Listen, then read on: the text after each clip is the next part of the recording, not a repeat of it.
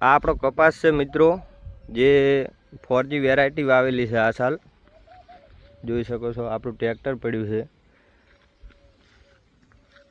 જે કેરા પણ તમે એને જોઈ શકો છો, કેરાની સાઈઝ અને જે કપાસ છે જે હાઈટ લીધી છે.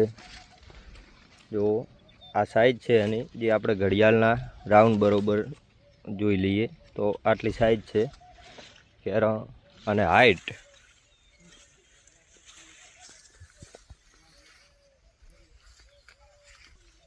જે આટલી હાઈટ છે મિત્રો.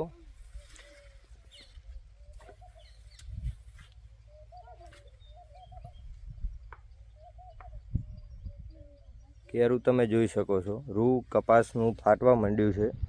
અમુક વરસાદના કારણે અને વાવાઝોડાના કારણે, એના હંગાથ પવન આવેલો એના કારણે કપાસ થોડો નમેલો પણ છે. આ વેરાયટી તમે જોઈ લ્યો મિત્રો.